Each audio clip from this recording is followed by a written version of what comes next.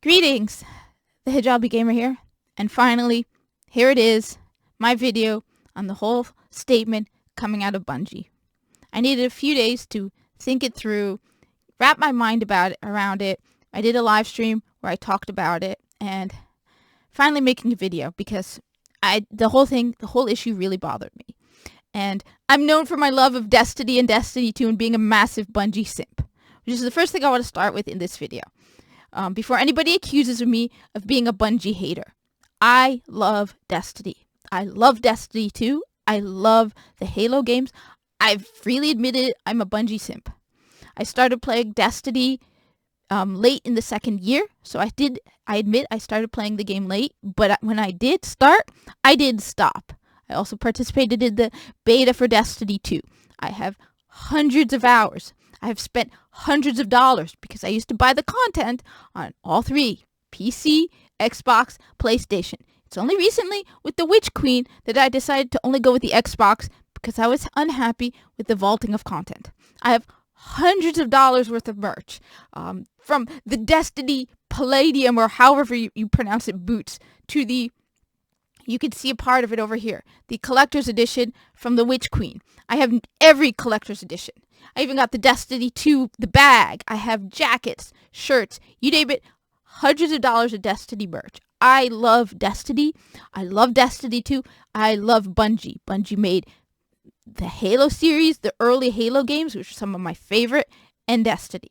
So, no way you can call me a Bungie hater. On the other hand, while I am a huge Bungie simp, if I feel they've done something wrong, I will call them out on it. Because I like the company, and I feel that I'm not that type of person who will just blindly follow. In addition, this video isn't about the pro-choice or no-choice issue on hand. Please, no arguments in the comments down below why I should be pro or against what is being decided. I've been dragged into conversations about this where people have been telling me why they think I should be, and every single time I've said the same thing. This isn't what it's about, okay? I've been purposely vague because for me, it isn't about this issue. It's about real-world politics, and real-world politics, that has nothing to do with a video game developer. Look, if it were something like putting taxes on digital video games or something along those lines where it actually impacted video games, then I understand Bungie making a statement. But this is something that has absolutely nothing to do with playing Destiny or Destiny 2. So I have purposely been vague. On Twitter, I have not put my stance, and I will not put it here either. And don't assume. Where Islam stands on this might surprise you. So don't assume, and don't put it in the comments. Like I said, this isn't what this is about. This is about real-world politics that have nothing to do with video games coming into video games. In addition, I have been very clear about one thing. I don't want real-world politics, whether I agree with them or not. A while back, IGN had this whole issue with Palestine. Now, obviously, I support Palestine, okay? But when IGN did that, a video game journalist site, I spoke up against it.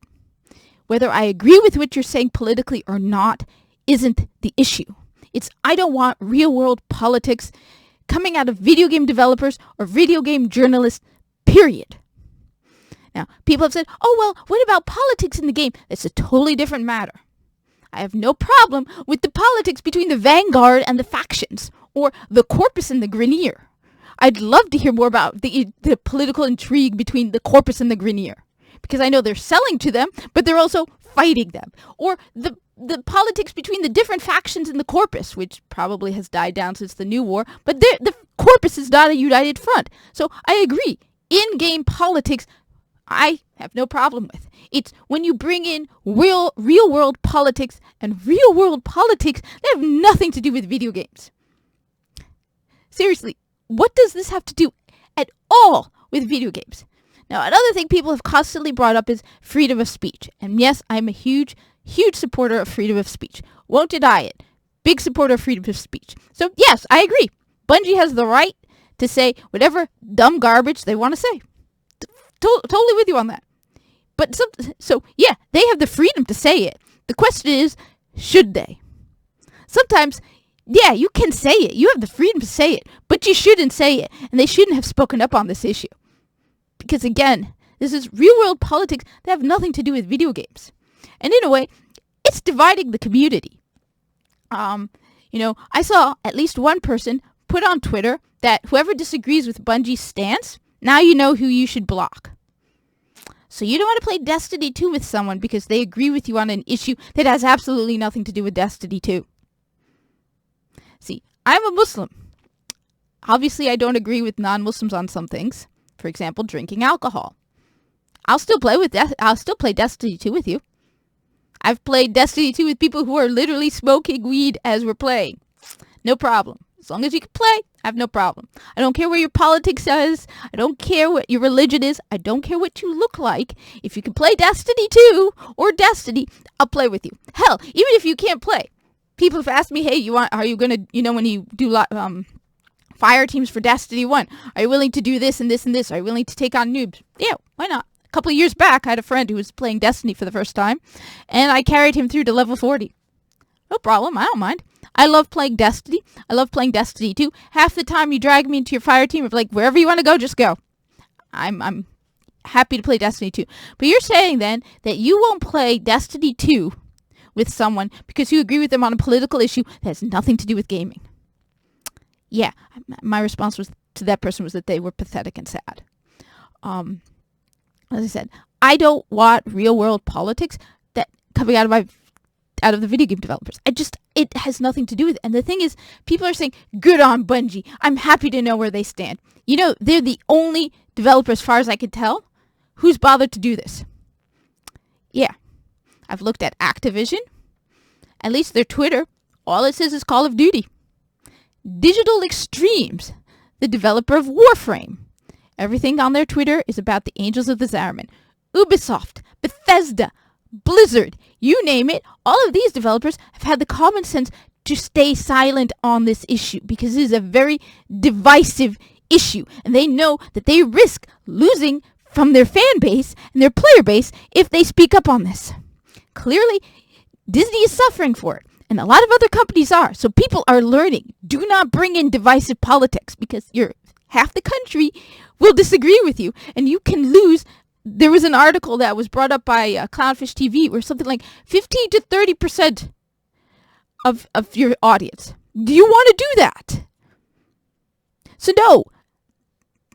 Clearly, everyone else did not have a problem. No fan of Activision.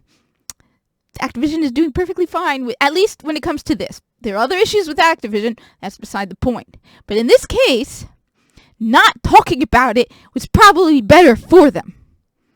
Now, the only reason, one of the things that really bothered me about this whole thing is seeing big name Destiny 2 YouTubers supporting this.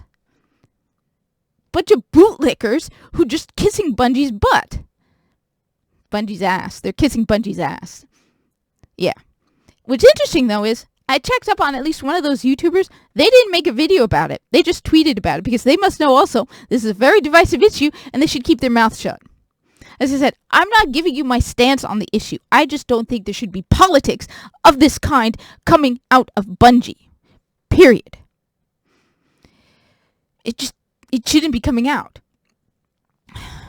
Now, I think there hasn't been a lot of a backlash against Bungie making the statement, and I'm pretty sure I know why.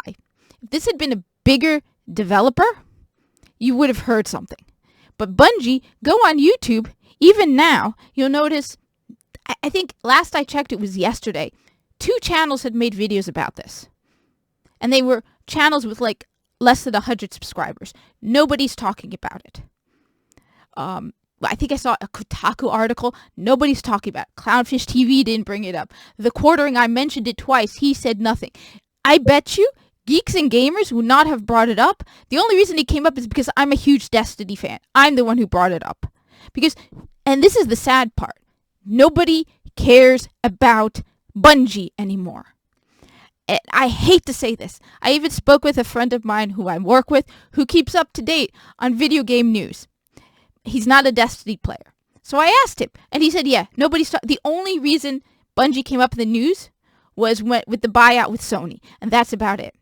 nobody cares about Bungie anymore. If they had been bigger and had more notice, I bet you the backlash would have been much bigger. But because nobody's talking about Bungie, it isn't an issue.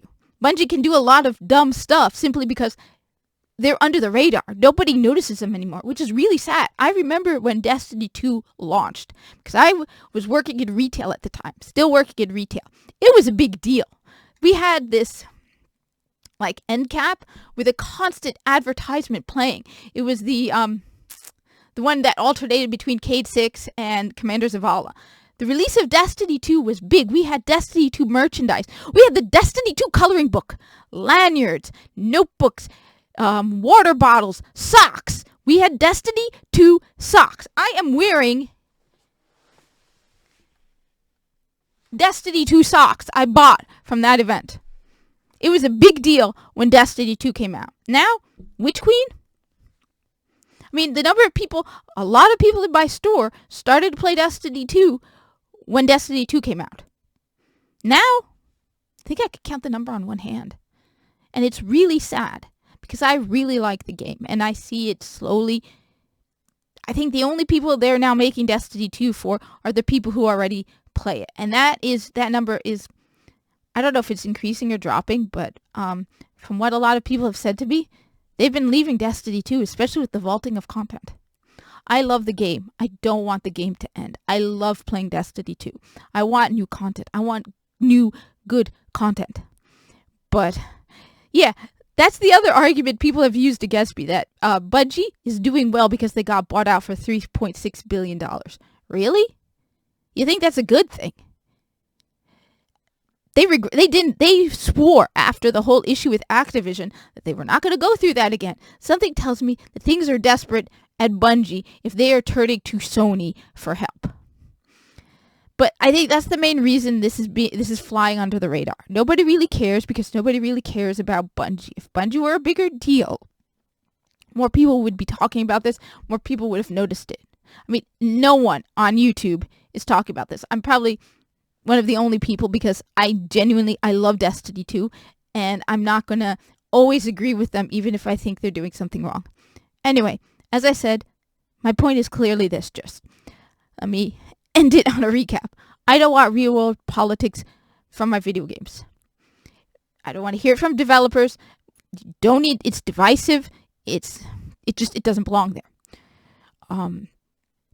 Thank you for watching. Like, comment, subscribe, and hope to see you in the tower.